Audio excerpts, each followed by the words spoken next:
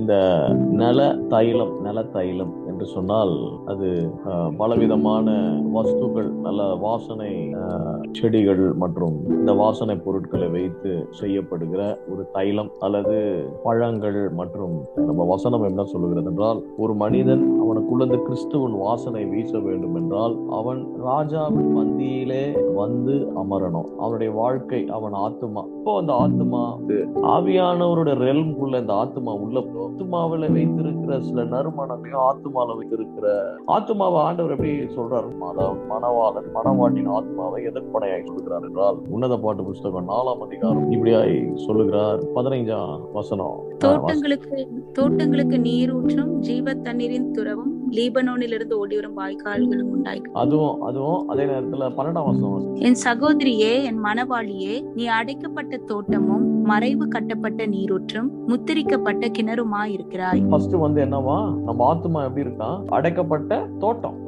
இப்ப பாருங்க, ஆதாமை ஆண்டவர் படைக்கும் பொழுது தோட்டத்தை படைத்து அவனை தோட்டத்துக்குள் வைத்தார். ஆதாமை படைக்கும் பொழுது இந்த விதமான அந்த செடிகள், அந்த கொடிகள் எல்லாம் ரொம்ப அருமையா நல்லவர் அவர் கிருபை என்றும் உள்ளது எடுத்துக்கொள்ளலாம். 4:14 இப்ப இங்க என்ன சொல்லப்படுகிறது என்றால், எல்லா விதமான தோட்டங்களும் தோன்றடை, மாதுளை செடிகளும் அருமையான கனி மரங்களும் மருதோன்றி செடிகளும் நல செடிகளும் நலதமும் குங்குமமும் வசம்பும் லவங்கமும் சகல ரூப வர்க்க மரங்களும் வெள்ளை போல செடிகளும் சந்தன விருட்சங்களும் சகலவித கந்த வார்க்க செடிகளும் உள்ள சிங்கார வனமாய். யாரு இது? யாரு குறிச்சு பேசுறாரு? இது ஆண்டவர் என்ன பண்ணாரு? ஏதேன் தோட்டத்தை படைத்து பாருங்க. நினைக்கிறேன் ரொம்ப அழகா சிங்கார வனமாய் ரொம்ப அழகாக படைச்சாரு. அங்க ஊற்றுகளையும் ஆண்டவர் வைத்தாரு. அங்க ஒரு ஊற்றும் இருந்தது. நீ அடைக்கப்பட்ட தோட்டம், மறைக்கப்பட்ட நீர் ஊற்றும். அங்க 4 விதமான நீர் ஊற்றுகள் அங்கு காணப்படுகிறது. அப்புறம் முத்திரை அடிக்கப்பட்ட கிணறுமாய் அங்க ஒரு கிணறும் அங்க காணப்படுகிறது. அது கிணறாவும் அது காணப்பட்டது. அப்ப இந்த 3 காரியத்தையும் ஆண்டவர் மனுஷனுடைய ஆத்துமா கிணறை போல, ரட்சிப்பு என்பது கிணறை போல இருக்கிறது என்று நாம் ஏசாயா 12:3 நீங்கள் ரட்சிப்பின் ஊற்றுகளிலிருந்து மகிழ்ச்சியோடு தண்ணீரை கொள்வீர்கள். அப்போ ஆத்துமா, ஆதாமனுடைய ஆத்துமா ஒரு கிணறை போல இருந்து அப்படின்னா, அவனுக்குள்ள இந்த வல்லமை புறப்பட்டு வந்தது, அவனுக்குள்ள இந்த ஞானம் புறப்பட்டு, அவனுக்குள்ள ஆளுகை புறப்பட்டது, அவனுக்குள்ள ஒழுங்கு, அதாவது காத்து கொள்வது, அந்த தோட்டங்களை சரியா பராமரித்து மிருகங்களுக்கு பெயரை வைத்து பண்படுத்துவது, எல்லாவற்றுக்கு மேல ஆண்டு கொள்வதும் காத்து கொள்வதும் எல்லாமே அவன் ஊற்றை போல அவனுக்கு புறப்பட்டு ஜீவ ஊற்றாக ஆண்டவர் ஊதுன அந்த நாசியில ஊதப்பட்ட அந்த ஜீவன் அவன் ஊற்றாக பெருக்கெடுத்து ஓடி. ஆனா எப்ப அவன் பாவத்துக்கு ஒப்பு கொடுத்தானோ தோட்டத்தை இழந்தான், ஊற்றை இழந்தான், கிணறும் அடைக்கப்படுகிறது. ஆனா 2வது ஆதாமாக இயேசு கிறிஸ்து பூமிக்கு வரும் பொழுது அவர் மரிக்குது, அந்த தோட்டத்தை திருப்பியும் தருகிறார். அதனாலதான் ஆண்டவர் மரிச்சாரு. மரம்னா ஜீவ மரம். அந்த மரத்தினாலதான் பிரச்சனை ஸ்டார்ட் ஆச்சு. மரத்தினாலதான் பிரச்சனை முடியுது. நானே ஜீவ அப்பம், வானத்துல இறங்கி வந்த ஜீவ அப்பம், என்னை உண்ணுகிறவன் என்றென்றும் வாழ்வான். சோ ஆண்டவர் அந்த மரத்தின் மூலியமாக மறுபடியும் என்ன பண்றாரு? ஏதோன் தோட்டத்தை இப்ப ஏதோன் தோட்டத்துக்குள்ள மனுஷனை வைக்கல, தோட்டத்தை எடுத்து மனுஷனுக்குள்ள வைக்கிறார். அந்த தோட்டமே யாருன்னா ஆண்டவராக இயேசு கிறிஸ்து தான் அந்த தோட்டம். ஆண்டவருக்குள் இருந்தார்கள், இப்பொழுது ஆண்டவர் நமக்குள் வந்து விட்டார். அப்ப நம்ம ஆத்துமா ஆண்டவரை ஏற்றுக்கொண்டு ஆண்டவர் இடத்தை கொடுக்கும் பொழுது எந்தெந்த பகுதிகளில் ஆண்டவருக்கு கீழ்ப்படுகிறீர்களோ, எந்தெந்த பகுதியில் ஆண்டவருமே ஒப்பு கொடுக்கும், உங்க ஆத்துமாவுல இந்த காரியங்கள் எல்லாம் நீங்க கண்டுபிடிக்க ஆரம்பிப்பீங்க. என்னன்னா, முதல் காரியம் உன்னத பாட்டு புஸ்தகம் 4ஆம் அதிகாரம் 14ஆம் வசனம். அங்க சொல்றாரு, என் சகோதரி, என் மணவாளிய.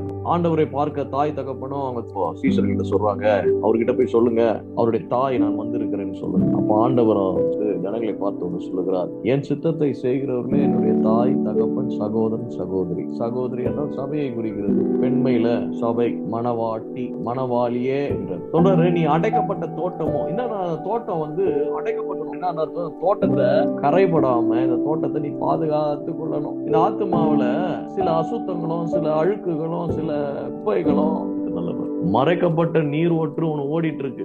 இட் ஷட் அப் அப்படின்னு போட்டிருக்கு. ஷட் அப் மீன்ஸ் அது பாதுகாக்கப்படுகிறது, மறைவா இருக்க வேண்டும். ஆத்துமா பாத்தீங்கன்னா ஒரு பகுதி ரசிக்கப்படுகிறது, இன்னொரு பகுதி ரசிக்கப்படாம முரட்டாட்டம். இப்ப என்ன ஆகுதுன்னா, இருக்கிற நீர் உள்ள இருக்கிற நீர் கரப்ட் ஸ்பிரிங். யோவான் 4:14 நான் கொடுக்கும் தண்ணீரை குடிக்கிறவனுக்கோ ஒரு காலமும் தாகம் உண்டாகாது, நான் அவனுக்கு கொடுக்கும் தண்ணீர் அவனுக்குள் நித்திய ஜீவ காலமாய் ஊறுகிற ஊற்றாய் இருக்கும் என்றார். சங்கீதம் 87:7 எங்கள் ஊற்றுகள் எல்லாம் உன்னில் இருக்கிறது என்று பாடுவரும் ஆடுவரும் ஏகமாய் சொல்லுகிறார். என்னாகமம் 21:17 அப்பொழுது இஸ்ரவேலர்கள் பாடின பாட்டானது ஊற்று தண்ணீரே பொங்கி வா, அதை குறித்து பாடுவோம் வாருங்கள். நீதிமொழிகள் 16:22 கர்த்தருடைய அறிவை குறித்தும் வார்த்தையை குறித்து புத்தி தன்னை உடையவர்களுக்கு ஜீவ ஊற்று, புத்தி ஞானம் அறிவு ஜீவ ஊற்றாயிரு. மனுஷனுடைய வாய்மொழிகள் ஆழமான ஜலத்தை போல் இருக்கு, ஞானத்தின் ஊற்று பாய்கிற ஆற்றை போல் இருக்கு. நீதிமொழிகள் 18:4. அதனாலதான் பிலிஸ்தியர்கள் என்ன பண்ணாங்க, இந்த கிணறு தோண்டும் ஈசாக்கோடு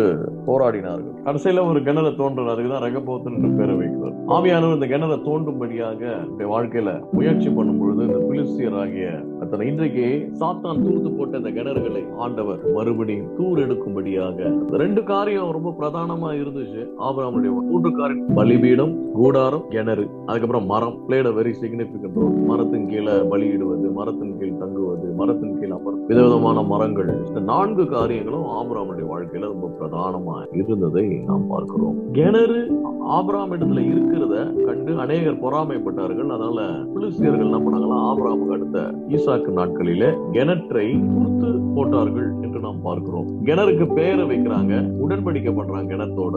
ஆதியாகமம் 26:15 இப்ப கிணத்தை குறித்து மாத்திரம் பார்க்கிறோம். அவன் தகப்பனாகிய ஆபிரகாமின் நாட்களில் அவனுடைய வேலைக்காரர்கள் வெட்டின துறவைகளை எல்லாம் தூர்த்து மண்ணினால் நிரப்பி போட்டார்கள். இன்னைக்கு பிசாசு இதுதான் பண்ணிட்டு இருக்கான். இந்த கிணறு அடைக்கப்படல, மூடப்படல, பாதுகாக்கப்படலன்னா இதை தூர்த்து போடும்படி இன்னைக்கு சாத்தான் கிரியை பண்ணி கொண்டு இருக்கிறான். உங்க ஆத்துமாவுல ஊற்று வரலன்னா something is there, something has corrupt the well. Abraham என்று சொல்லும் போது பிதாவாகிய தேவன் ஆண்டவரை குறிக்கிறது. வேலைக்காரர்கள் என்று சொல்லும் போது ஊழியக்காரர்களை குறிக்கிறது. ஊழியக்காரங்க என்ன பண்ணுவாங்க, உங்க ஆத்துமாவில வறண்டு இருக்கிற உங்க ஆத்துமாவை சுகமா வாழும் பண்ணும்படி கிணறுகளை வெட்டுவார்கள். கர்த்தருடைய வார்த்தையாகிய வசனத்தை உங்கள் வாழ்க்கையில ஆவியானுடைய ஊற்ற கர்த்தருடைய ஆண்டவர் சொல்றல, என்னோ இந்த தண்ணீரை குடிக்கிறவன், இதை குடிக்கிறவன், இந்த பருகிறவன் இந்த தண்ணீரை குடிக்கிறவன் தாகம் எடுக்காது. ஏன்னா அந்த தண்ணீரை ஊற்றாய் மாறிவிடும், ஊறும். இதுல பாத்தீங்கன்னா 3 விதமான வளர்ச்சிகள் இந்த கிணறுல ஆத்துமாவில 3 விதமான வளர்ச்சிகளை பார்க்கலாம். நல்லவர் அவர் கிருபை. முதல்ல கிணறு ஏசாயா 26:3, அதுக்கப்புறம் ஊற்று யோவான். அதை குறிச்சு நிறைய 4-5 வசனங்கள் ரெஃபரன்ஸ் கொடுத்தேன். யோவான் 4:14 நான் கொடுக்கும் தண்ணீரை குடிக்கிறவனுக்கோ ஒரு காலம் தாகம் உண்டாகுது, நான் அவனுக்கு கொடுக்கும் தண்ணீர் அவனுக்குள் நித்திய ஜீவ காலமாய் ஊறுகிற ஊற்றா இருக்கும் என்றார். ஊறுகிற ஊற்று keep springing up. You don't need to use force. சங்கீதக்காரன் அந்த ஊற்றுகள் எல்லாம் உங்களிடத்தில் என்னிடத்தில் உங்களுக்கு உள்ள இருக்குதுன்னு சொல்லிட்டு ஊற்றை கொண்டு சங்கீதக்காரன் பேசுவதை கடைசியாக வளரும் பொழுது, நான் சொல்ல வளர்ந்து கொண்டே இருக்கும், வளரும் பொழுது என்ன ஆகுதுன்னா நதி. யோவான் 7:38 தேவ வாக்கியம் சொல்லுகிறபடி என்னிடத்தில் விசுவாசமாய் இருக்கிறவன் எவனோ அவன் உள்ளத்தில் ஊற்றுகள் ஜீவ தண்ணீர் உள்ள நதி கிடையாது, நதிகள். இது தேர்ட். ஆனா என்ன பிரச்சனை, கிறிஸ்தவர்களுக்கு வளர்றதுக்கு இஷ்டம். முதல்ல கிணறு அடைக்கப்பட்ட, அப்புறம் ஊற்று, அப்புறம் ஆறுகள் அல்லது நதிகள். நல்ல ஒரு கிருபை. எந்த மனுஷன் கிணற்றுல இருந்து மொண்டு கொள்ளையோ அந்த மனுஷன் வாழ்க்கையில ஊற்றுகளை பார்க்க முடியாது. எந்த மனுஷன் ஊற்றுகளை அபியாசிக்காதோ அந்த மனிதனுடைய வாழ்க்கையில ஜீவ நதிகள் புறப்பட்டு வருகிற ஒரு அனுபவத்துக்குள்ளே அவன் போகும். ஊற்று என்றால் நான் மொண்டு கொள்வது. நல்லவர் ரட்சிப்பின் கிணறிலிருந்து தண்ணீரை மொண்டு கொள்ளுங்கள் அப்படின்னா ஆண்டவர் எனக்கு வைத்திருக்கலாம் சாக்கியங்கள் எல்லாத்தையும் நான் வாழ்க்கையில அபியாசிக்கிறேன், ஜெபிக்கிறேன். Probably God is talking about efforts that you take for his kingdom. அடுத்தது பாத்தீங்கன்னா இந்த ஊற்றிலேயே நிலைத்து இருக்கிறவன் நான் இந்த ஊற்று 1, 2 ஊற்றுகள் அதிகமா சொரக்க ஆத்துமாவுல ஒவ்வொரு இடங்கள்ல எங்கெல்லாம் காய்ந்து போதெல்லாம் அப்படிப்பட்டார். வேலைக்காரர்கள் ஆபிரகாமுக்காக கிணறுகளை தோண்டுகிறார்கள். ஆண்டவரும் உங்கள் ஆத்துமாவுல ஆண்டவர் வைத்திருக்கிற, உங்க ஆவியில ஆண்டவர் வைத்திருக்கிற வெளிச்சம், ஆண்டவர் உங்களுக்காக ஆண்டு வைக்கிற டெஸ்டினேஷன்ஸ், ஊழியங்கள், உனக்கு அபிஷேகம், வரங்கள், கிருபைகள், நல்ல காரியம் தோண்டுவார். ஆண்டவர் தோண்டி எடுப்பார், வெளியே தோண்டுவார். அந்த மண்ணெல்லாம் எடுப்பார். மண்ணை வெளியே எடுக்க தண்ணீர் கொஞ்சம் கொஞ்சமா சொரக்க ஆரம்பிக்கும். ஆண்டவருடைய ஊழியக்காரர்கள் என்ன பண்றாங்க, இந்த கிணறுகளை தோண்டுகிறார். அழுக்கை வெளியே எடுத்துட்டு, அசுத்தத்தை வெளியே எடுத்துட்டு, கீழ்ப்படியாமை வெளியே எடுத்துட்டு தோண்டி என்ன பண்றாங்க, அந்த கிணறை மனுஷனை ஆண்டவர் எதுல படைச்சு, மண்ணில் படைச்சு. ஆதாம் என்றால் ரெட்னஸ், ரெட் சிவப்பு என்று அர்த்தம். ஏசாவுடைய வாழ்க்கை பாத்தீங்கன்னா, ஏசா என்றாலும் சிவப்பு மனிதன் அல்லது ரோமம் உள்ள ஒரு மனிதன். இன்னொரு இடத்துல ரெட்னஸ், அவன் பாக்கிறதுக்கு சிவப்பா இருந்தான் அப்படின்னு வாசிப்போம். ஆதியாகமம் 25:25 மூத்தவன் சிவந்த நிறமுள்ளவனாயும் சர்வாங்கமும் ரோம அங்கு ஒருத்தவன் போலவும் வெளிப்பட்டான். அவனுக்கு ஏசா என்று பெயரிட்டார்கள். அடுத்தது ஆதியாகமம் 25:30. அப்பொழுது ஏசா யாக்கோபை நோக்கி, அந்த சிவப்பான கூழிலே நான் சாப்பிட கொஞ்சம் தா, இளைத்திருக்கிறேன் என்றான். இதனாலே அவனுக்கு ஏதோம் என்கிற பெயர் உண்டாயிற்று. இன்னொரு ரெண்டு ஆண்டவர் ரத்தத்தை குறிக்கிறது. எப்பெல்லாம் பைபிள்ல ஒரு கலர் தேவனுடைய காரியங்களை குறிப்பிடும் போது அதே கலர் சாத்தான பண்ணுவான், கவுண்டர்ஃபீட் வரும். வெளிப்பாடு சுவிசேஷம் 17:3. ஆவிக்குள் என்னை வனாந்தரத்திற்கு கொண்டு போனான். அப்பொழுது 7 தலைகளையும் 10 கொம்புகளையும் உடையதும் தூஷணமான நாமங்களால் நிறைந்ததுமான சிவப்பு நிறமுள்ள மிருகத்தின் மேல் ஒரு ஸ்திரீ ஏறி இருக்க கண்டேன். 4ஆம் வசனம். அந்த ஸ்திரீ ரத்தாம்பரமும் சிவப்புமான ஆடையும் அணிந்திருந்தாள். பொன்னினாலும் ரத்தினங்களாலும் முத்துகளினாலும் சிங்காரிக்கப்பட்டு தன் பேசித்தனமாகிய அருவருப்புகளாலும் அசுத்தத்தாலும் நிறைந்த பொற்பாத்திரத்தை தன் கையில் பிடித்திருந்தாள்.